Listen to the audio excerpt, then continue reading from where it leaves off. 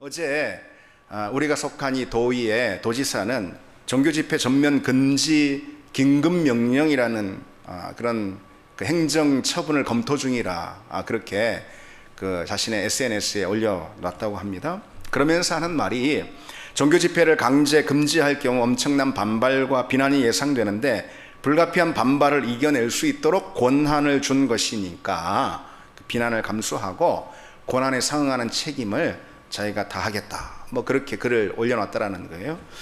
대체 우리 도민들이, 국민들이 어떤 권한을 그에게 줬는지 다시 한번 좀 그에게 묻고 싶은 그런 대목입니다.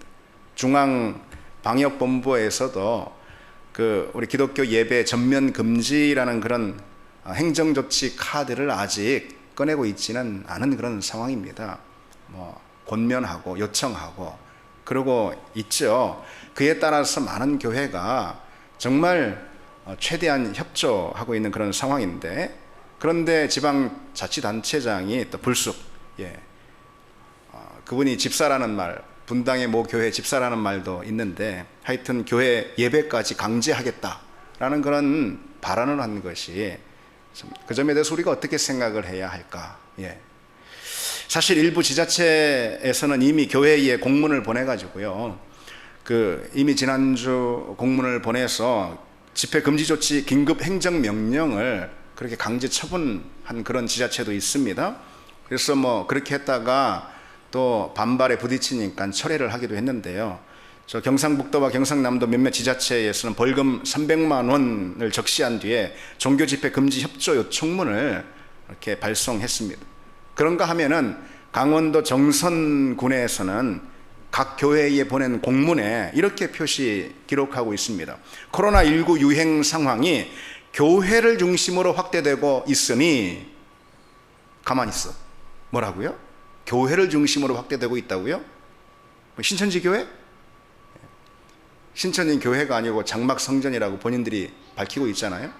그거 말고 그러면은 우리 기독교 흔히 개신교? 정말 그렇습니까? 교회를 중심으로 코로나19가 유행이 확대되고 있습니까? 그건 공문서인데 말이죠.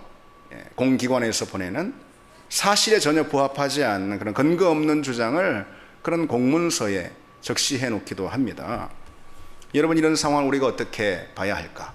저는 최근 들어서 상당히 그 점에 대해서 많은 고민을, 그리고 또 신학적인 성찰이라고 할까요? 하고 있습니다. 더 놀라운 사실은 어제 국회에서 코로나19 확산 방지를 명목으로 종교집회 자제를 촉구하는 내용의 결의문을 채택했다라고 합니다. 나는 그 뉴스를 보고 눈을 의심했습니다. 많이 살진 않았지만 지금까지 살면서 이런 경우가 다 있을까? 옛날 군사 독재 시절이나 볼 수 있는 국회라는 국가기관에서 그런 결의문을 내놓다니 뭔가 잘못 돌아가도 한참 잘못 돌아가는 건 아닌가? 꼭 굳이 그렇게 할 수밖에 없을까? 상황이 그렇다 보니까 우리 교단도 포함되어 있는 기독교 연합단체인 한국교회총연합회라는 그런 우리 교단, 또 많은 복음주의 교단, 우리나라에 그런 속해 있는 한국교회 총연합회, 정광훈 목사나 그런 사람들하고 전혀 관계가 없는 그런 복음주의 교단들이 연합한 연합체가 있습니다. 거기서 깊은 우려를 표하는 성명서를 어제 긴급히 발표했습니다. 그래서 성명의 내용을 보면 대략 이렇습니다. 일부 교회가 예배를 드리는 것이 마치 국민 불안을 야기하는 주된 원인인 것처럼 오해를 낳는 결의안을 채택한 국회의 심히 유감을 표한다. 한국교회는 6만여 교회 중 극소수 교회에서 확진자가 나왔음에도 불구하고 자발적 집회 중단에 협조하고 있다. 시장이나 백화점, 극장과 학원에서 확진자가 나왔다고 전국 동종 업체들에게 문을 닫을 것을 요구하지 못하는 국회가 교회의 책임을 전가하고 있다. 그런 성명서를 한국교회 총연합회가 발표한 바가 있습니다. 그래서 일각에서는 좀 지나친 표현일 수도 있지만 그런 말도 나옵니다. 대부분의 교회들이 국가의 지시를 잘 따르고 협조하고 있는 이 상황에서 그런 강제 조치 운운하는 그런 말들이 나온다는 걸 이해할 수가 없다는 거죠. 그래서 사람들 모이는 곳을 그러면 다 폐쇄하라. 마트나 지하철, 극장 이런 데도 다 폐쇄하라. 심지어 그런 논리라면은 사람들이 모이지 말아야 하니까 관공서나 도청도 다 폐쇄하라. 예. 그런 볼멘 소리가 나오는 형국입니다. 근데 뭐 그럴 만도 한 게 지난 주일에 가정에서 영상으로 드린 그런 그 일부 성도들이 뭐 이제 우리 교회 말고 다른 이제 일부 성도들이 그 오후에 마트에 나갔단 말이죠. 그래서 예배는 드리지 말라 해서 와서 드리지 말라 해서 가정에서 영상으로 예배를 드렸는데 그리고 이제 나서 오후에 마트에 좀 볼 일이 있어 나갔단 말이죠. 그랬더니 대형 마트에 사람들 가득 붐비는 것으로 적잖이 놀랐다라는 그런 글들이 사진과 함께 올라온 것을 볼 수가 있습니다. 다들 뭐 가족 단위로 마스크를 낀 채 여유롭게 장을 보는 그 대목을 그 장면을 보고서는 놀랐다라는 거죠. 뭐 그런 뭐 좀 심한 경우라 하더라도 어쨌거나 최소한의 활동들은 우리가 다 하고 있습니다. 그렇죠, 여러분? 직장도 가고 마트도 가고 최소한의 활동들은 우리가 하고 있습니다. 지금 무슨 말을 제가 하고 싶은 걸까요? 국가가 공권력으로 강제하려는 그런 태도에 대해서 깊은 우려를 표하고 있습니다.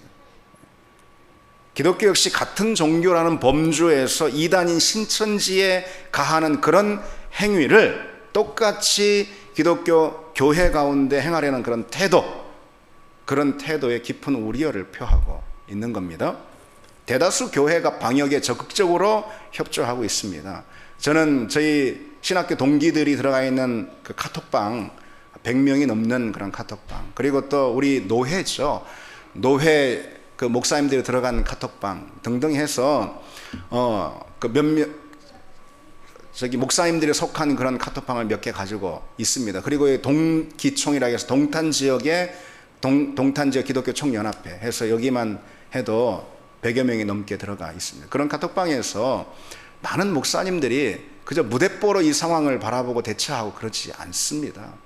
조심스럽고 경계하면서 정부의 어떤 시행에 대해서 적극 귀를 기울이고 뭔가 협조하려고 하는 그런 태도들을 카톡방에 하루만 해도 계속 수십 건의 글들이 올라오면서 서로의 의견을 묻고 또 각 교회의 상황들을 파악하는 그런 이제 목사님들의 모습을 보게 됩니다. 저도 같이 참여하고 있고 모두가 다 방역에 또는 예방수칙에 적극 협조하고 있습니다. 그래서 누군가의 말대로 방역 당국은 그 점에 대해서 제대로 평가를 하고 있는가, 그리고 또 교회에 감사하고 있는가, 오히려 그 점을 묻고 싶습니다. 교회도 정부의 요구에 협조해야 합니다. 그러나 한편 정부도 교회가 건강한 시민의식을 가지고 대처하고 있다는 이 사실을 알아야 합니다. 현재 예배는 가능한 적은 인원이 나와서 예방수칙을 지키면서 진행하고 있습니다. 뭐 더는 이런 이야기를 하고 싶지 않은데 워낙 사회적 상황들이 이런 상황을 맞고 있었어요. 이 중요한 강단의 시간 할애해서 이야기를 하고 있습니다. 어쨌거나 최소한의 제한된 모임을 갖고 있습니다. 대다수 교회도 다 그렇게 지키고 있습니다. 제가 아는 한 모든 교회는 다 그렇게 하고 있습니다. 교회가 무슨 뭐 마카파시기로 분별하게 예배를 강행한다, 예배 강행 뭐 그런 표현을 쓰면서 말하는 것은 교회가 분별 없는 집단인 양 여론몰이를 하고 있는 그런 것입니다. 그렇지 않다라는 거죠. 교회가. 우리 교회도 마찬가지입니다. 저 역시 깊은 고민을 하고 있습니다. 신학적인 진단 또 예배학적인 성찰, 성경을 보고 기도하며 아주 깊은 고민들을 하고 있습니다. 정말 조심스럽게 판단하고 있습니다. 예배를 아예 중단하는 것이 맞을까? 아니면 방역이나 예방 수칙을 준수하면서 그래도 예배를 진행하는 것이 맞을까? 고민스러운 질문 가운데 우리가 맞닥뜨려 있습니다. 만약 그 답으로 한두 주간 예배를 중단하자라고 한다면은 그러면은 어떻게 했습니까? 그런데 코로나 사태가 멈추지 않을 수도 있을 겁니다. 더 확산될 수도 있습니다. 아무리 조심해도 전염병이라는 것은 유행할 수 있는 거고 심지어 흔히 말하는 팬데믹 상황이 될 수도 있습니다. 그때는 그럼 어떻게 할 것입니까? 전염병의 팬데믹 상황이 오면은 어떻게 할 것입니까? 그러면은 예배를 아예 그때부터는 중단해야 하겠습니까? 그것이 6개월이든 그것이 몇 달이든. 근데 어쨌든 예배를 중단한 교회 가운데는 고민이 있습니다. 제가 알고 있습니다. 그런 목사님들. 이미 지난주부터 예배를 중단한 교회들이 있습니다. 큰 교회를 좀 중심으로 해서. 근데 이런 고민이 있어요. 1, 2주 중단을 한다고 해서 이제 했는데, 그런데 이 전염병의 사태의 유행이 멈추지 않는다면은, 그러면은 그럼 이제는 더 이상은 봐줄 수가 없어요. 예배 다시 모입시다. 이렇게 하겠습니까? 상황은 진전이 되지 않았는데, 코로나19의 상황은 더 이상 이게 감소되지 않았는데, 이 유행이. 그런데 하여튼 한두 주 예배 못 드렸으니까 이젠 더 이상 못 버텨. 예배 다시 모입시다. 이렇게 하겠습니까? 아니면은 두세 주 앞으로 추가로 더 봐야 되니까 앞으로 두세 주 예배를 더 중단합시다 라고 해야 될까요? 참 어렵습니다. 이런 상황에서 예배를 중단한 교회는 분명 그럴 만한 판단을 내렸을 것입니다. 저는 그 판단을 존중합니다. 또한 아직 중단하지 않고 있는 그런 교회도 그 교회의 예배 환경에 따라서 상황을 주시하며 신중하게 판단하고 있을 겁니다. 우리 교회처럼. 우리 교회는 다 마스크 착용을 의무화하고 간격을 넓혀서 예배를 드리고 있습니다. 소위 사회적 거리두기, 그게 필요하다면 2m 이상 떨어지라 했는데, 우리 교회는 예배당 규모에 비해서 드리는 예배 인원이 적기 때문에 지난주만 해도 한 20여 명, 이번 주도 한 20여 명 이렇게 현장 예배는 참여하고 있습니다. 그래서 온라인 예배만 드리는 그런 교회 있죠. 온라인 예배로 다 전환한 그런 교회도 적어도 한 20, 30명은 나와서 그 예배를 준비하고 또 그 예배를 진행하는데 함께 하는 걸 볼 수 있습니다. 그래야 가능하기 때문이죠. 최대한 조심하고 경계한다라는 것을 지금 말하고 있는 거죠. 사회에서 하도 따가운 시선을 교회 가운데 보내니까 여러분들이 움츠러듭니다. 그러나 우리는 어떻게 하는 것이 사람들의 시선에 맞는가라는 것이 아니라, 물론 그것이 전혀 중요하지 않은 건 아니지만, 그러나 그보다 늘 우선적으로, 핵심적으로 어떻게 하는 것이 말씀에 맞는 태도이고 또 행위인가라는 것을 더 많이 깊이 고민해 봐야 할 것입니다. 여러분, 여론을 보고 신문을 보고 직장에서 말하는 주변 사람들의 말을 듣고 고민하고 마음이 심란해지고 이 점에 대해서 또 여러 가지 성찰들을 합니다. 맞습니다. 그러나 그 이상으로 훨씬 더 많이 우리는 하나님 말씀을 가지고 기도회 자리에 나아가 이 예배의 문제를 놓고 지금 현 상황을 놓고 고민하며 기도해 본 적은 있습니까? 그 점을 우리가 물어야 할 것이죠. 어떻게 하는 것이 말씀에 맞는 태도이고 또 실천인가 생각해야 합니다. 그래야만 우리가 한 판단과 행위가 훗날 후회가 되지 않을 것입니다. 그리고 이 자리를 빌어서, 제가 우리 성도들의 설교자이지만 그러나 이 자리를 빌어서 말하고 싶은 것이 있습니다. 방역 당국이나 또는 지자체에서는 획일적으로 적용해서는 안 됩니다. 경기도지사는 하는 말이 절반 이상이, 한 57% 이상이 예배 중단을 하지 않고 있다라고 하면서 그런 행정명령을 검토 중에 있다라고 말합니다. 근데 그분께 제가 이런 얘기를 드리고 싶습니다. 현장 예배에 주일날 다 한번 참여해 봤냐고. 저는 아까 말씀드린 그런 알고 있는 목사님들의 카톡방을 통해서 제가 접하는 것을 보면은 꼭 그렇지만은 않습니다. 원래 한 30명, 40명 교인 예배드리는 그런 교회에서 많은 사람들이 그 온라인 예배로 전환하거나 또는 예배를 나오지 못하고 거기서 한 12서너 명이 예배를 드리고 있는 상황입니다. 넓은 예배당에서 12서너 명이 예배를 드리고 있습니다. 그것도 잠깐 예배드리고 모든 예방수칙을 지키면서 방역에 또 철저한 상태로 그렇게 예배를 갖고 있습니다. 그런데 모든 것을 획일적으로 적용해가지고 그저 수천 명의 사람들이 모이는, 그래서 누가 누군지도 구별도 안 되는 그런 가운데 그런 교회라는 소위 말하는 다중이용시설을 이용하고 있는 그런 상황을 다 획일적으로 적용해가지고 모든 교회에 할 수는 없다라는 점을 말하고 싶습니다. 현재 우리 교회는 온라인 예배도 병행하고 있습니다. 교회 학교는 영상 예배만 지금 드리고 있죠. 대다수 성도들이 온라인으로 예배에 참여하고 있는 것으로 저는 알고 있습니다. 그렇게 할 수 있어서 감사합니다. 제가 이런 이야기를 드리고 있지만 예배의 중요성을 매우 강조하기 위해서, 그리고 또 현재 사회나 방역당국이나 지자체에서 행하는 그런 잘못된 행위에 대한 비판을 위해서 이런 말씀을 드리는 거지, 각 가정에서 모여서 3355 흩어진 자리에서 예배를 드리는 우리 성도들을 책망하고자 하는 것은 결코 아닙니다. 우리 그런 성도들이 흩어져서 각 가정에서 예배 드리고 있다는 이 사실로 인해서 얼마나 감사한지 모릅니다. 누군가는 이런 예배를 가지고 디아스포라 예배라 그렇게 말하더라고요. 이렇게라도 우리가 이 어려운 상황에서 예배를 드릴 수 있는 것, 각 가정에서 흩어진 디아스포라로 예배 드릴 수 있는 것, 그리고 또 예배 자리에서 한 말씀과 한 찬양 안에서 한 예배 가족이 되어서 하나님 앞에 나갈 수 있는 이 사실이 정말 특별한 경험이고 또 감사할 따름입니다. 그래서 우리가 흩어져 있지만은 제자들 교회 예배 가족이라는 그 공동체 의식을 더 깊이 가질 수 있는 이 시간이 되기를 원합니다. 불행 중 다행으로 코로나 사태가 가져온 그런 반전이 있습니다. 신천지의 정체가 드러난 것이죠. 해마다 수많은 기독교인들을 포섭해왔던 이 신천지의 기세가 이젠 분명 꺾일 것으로 생각합니다. 이단이 꺾이지는 않을 것입니다.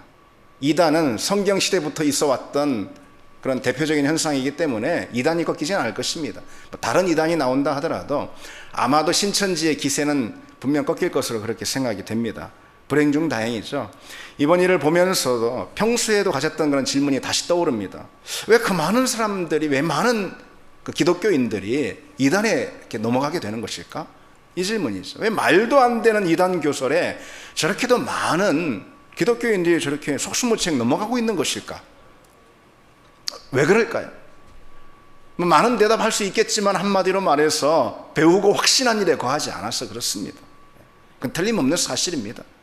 그래서 말씀의 지식에 든든히 서 있지 못해서, 말씀으로 분명히 무장하지 않고 있어서 그런 것이죠. 무슨 핑계를 들 수 있겠습니까?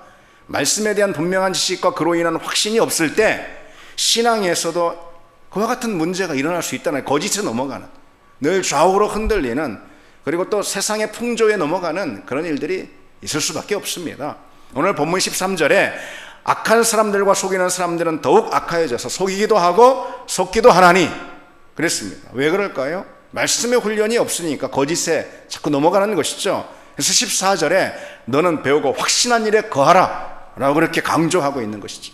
특별히 무엇을 통해 배우고 그 배움의 확신 가운데 거해야 할 수 있다라는 거죠. 말씀이죠. 그래서 15절에 어려서부터 성경을 알았나니 성경은 능히 너로 하여금 그리스도 예수 안에 있는 믿음으로 말미암아 구원에 이르는 지혜가 있게 한다라고 가르쳐주고 있습니다. 따라서 우리는 늘 말씀을 배우고 그 확신 가운데 거해야 하죠. 이것은 신앙생활이 시작된 그때로부터 하나님 나라 가는 그 순간까지 끊임없이 이어져야 될 경주입니다. 가장 중요한 경주입니다. 말씀 안에서 확신한 그 가운데 거해야 합니다.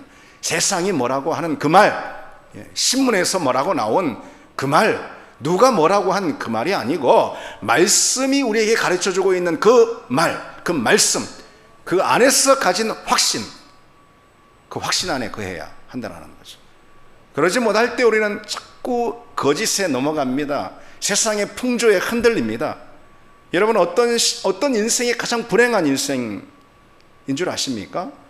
누군가의 거짓에 넘어가 그 거짓에 붙들려 사는 인생, 자기 인생이 그냥 그 거짓에 다 넘어가서 거짓에 사로잡힌 인생이 돼버리는 그런 사람이야말로 가장 불행한 사람입니다. 그러면 누가 가장 무력하고 무능한 사람일까요? 그 거짓에 넘어간 사람을 그저 지켜만 보면서 아무것도 하지 않는 그 사람이야말로 가장 무능하고 무력한 사람일 것입니다.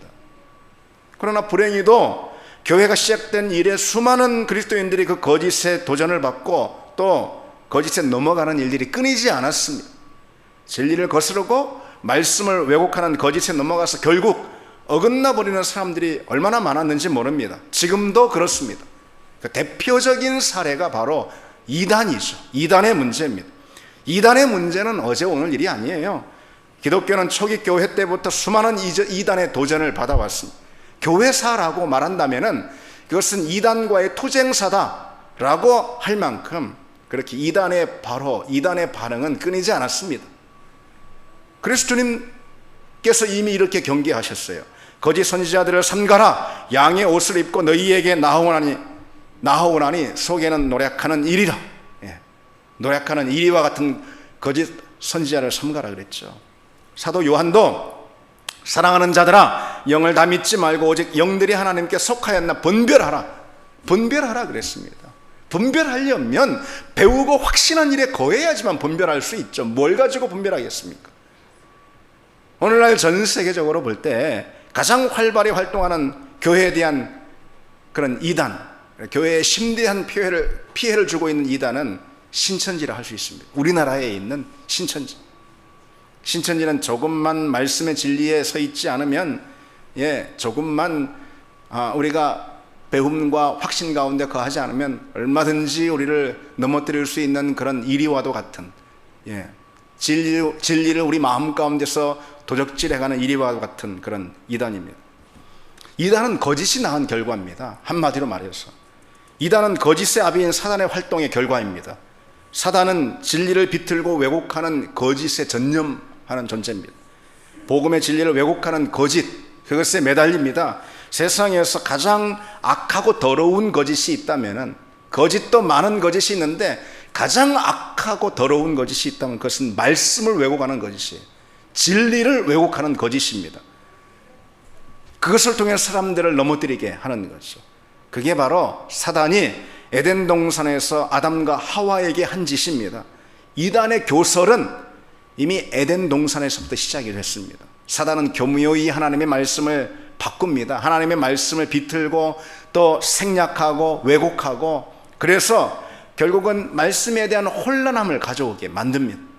그 마음에 사단이 심어준 그 거짓, 말씀을 혼란하게 해서 심어준 그 거짓이 들어오게 하는 것, 그게 바로 이단이라는 것이죠. 이단. 가장 추하고 또 그 피해가 막심한 거짓, 그 거짓은 진리를 훼손하는 거짓입니다. 그 거짓은 말씀을 비틀고 왜곡하는 거짓이에요. 그 거짓의 대표적인 사례가 바로 이단이다.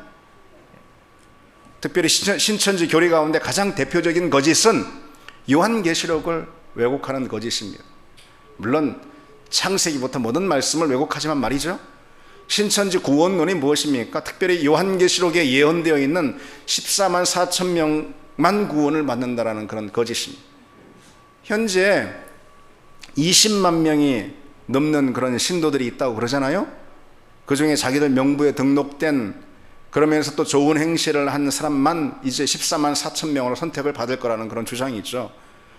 말세가 오면 신천지에 속한 구원을 받을 그런 사람들, 신천지에 속해서 구원을 받을 그런 사람들, 그 14만 4천 명에게 하늘에서 영이 내려온다는 거예요. 그들의 주장에 따르면. 그래서 그 영들은 어떤 영이냐? 어떤 영이냐면은 기독교 역사에서 순교한 사람들의 영이라는 거예요.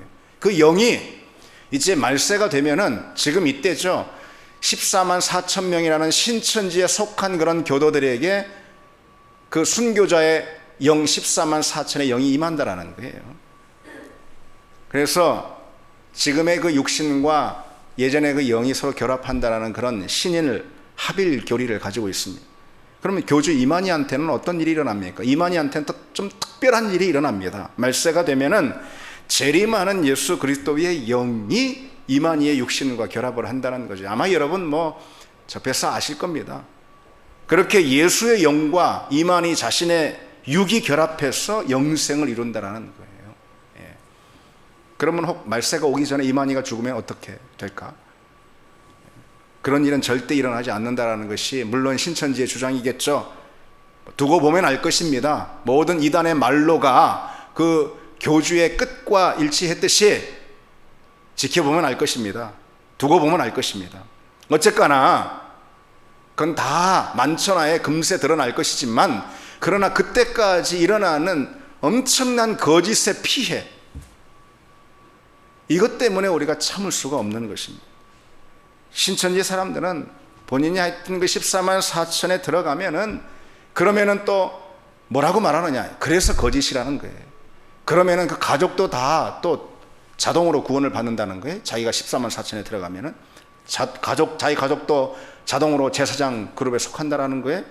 그렇게 세뇌를 당합니다. 그러니까 어떻게 해요? 지금은 가족들이 나를 핍박하고 박해해도 비난해도 길을 쓰고 신천지를 떠나지 못하는 것입니다. 아버지가 예수 잘 믿는 집사님이고 어머니가 예수 잘 믿는 권사님이라 해도 신천지에 빠진 자식이 청년이 돌아오질 못하는 거예요. 왜? 내가 거기 있어야 내 덕에 저 잘못된 기독교에 빠진 우리 아버지 어머니가 14만 4천 들어가가지고 그 제사장 그룹에 속한다고. 지금은 박해를 받지만 그러면서 말이죠.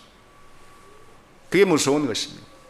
근데 참 엊그저께 재미있는 사실을 보게 됐습니다. 이번 신천지가 미친 그런 코로나 사태로 인해서 교주 이만희가 뭐 국민들에게 납작 엎드려 절을 하고 뭐 그러긴 했죠. 그러면서 코로나 검사를 안 받는 자기 신도들은 앞으로 신천지 예배 출석하지 못할 거라 그렇게 했습니다. 정말 그 말을 들으면 실소가 절로 나옵니다. 거짓은 또 다른 거짓을 만들고 거짓에 한번 들어가면은 영영 잘 헤어나지 못합니다. 왜냐면은요, 재림주 임한이로 인해서 입맞은 사람만이 14만 4천에 속하게 되고 그 14만 4천은 이제 신일 합의를 통해서 영생을 얻는다라는 거. 그게 이제 그들 교리인데 아마도 분명한 사실은 이번에 코로나 사태로 인해서 다 코로나 검사를 받는 사람만이 앞으로 신천지 예배를 드릴 수 있다 그랬으니 아마 그들이 말하는 그 입맞음의 교리는 코로나 검사가 될 거라는 것이죠. 이게 얼마나 실소가 절로 나오는 그런 일입니까? 코로나 검사가 그들이 말하는 입맞는 행위가 되지 않는가, 그런 비난이 절로 나오는 대목이죠.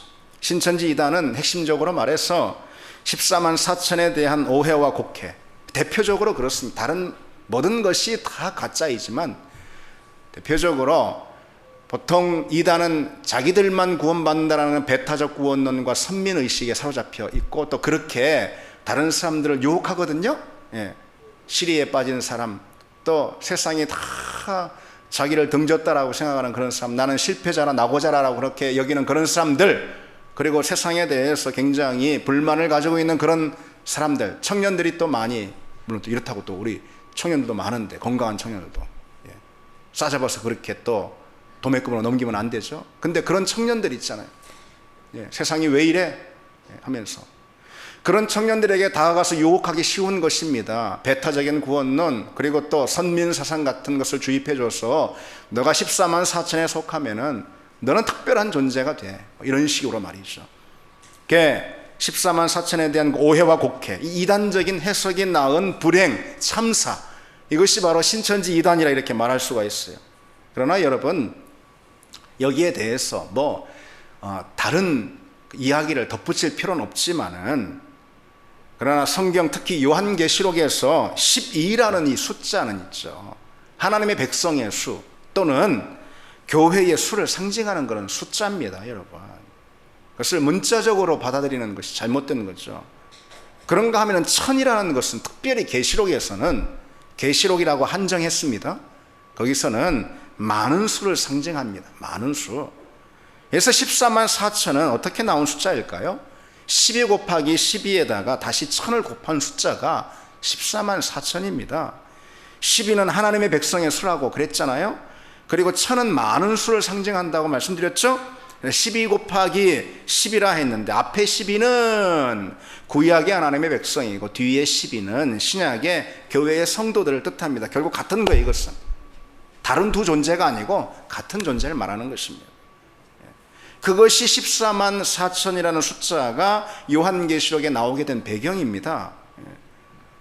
14만 4천이라는 이 숫자는 수많은 사람들이 구원을 받아 새하늘과 새 땅에 가득 차게 될 거라는 그런 예언의 환상, 예언으로 주신 그 환상을 본 요한의 표현입니다. 묘사입니다. 12은 다시 말씀드리면은 12은 하나님의 백성의 수입니다. 12은 교회의 수입니다. 그걸 곱해서 많은 수를 상징하는 1000을 다시 곱한 것이 14만 4천. 다시 말해서 그것이 의미하는 것은 이제 마지막 때에 새하늘과 새 땅 하나님의 나라가 임하면은 그 땅 가운데 수많은 구원받은 하나님의 백성들로 가득 찰 거라는 그런 예언 가운데 준 환상의 표현입니다.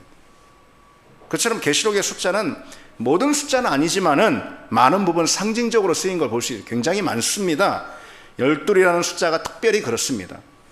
12이라는 숫자는 그것을 곱하거나 거기에 1000을 곱해서 어떤 의미를 나타내는데 많이 쓰입니다. 꼭 14만 4천만 있는 것이 아니고 계시록 21장에 보면은 마지막 때에 하나님의 백성들이 거하게 될 새 예루살렘의 성곽에 대한 묘사가 나오는데 그 높이가 144규빗이라고 되어 있습니다.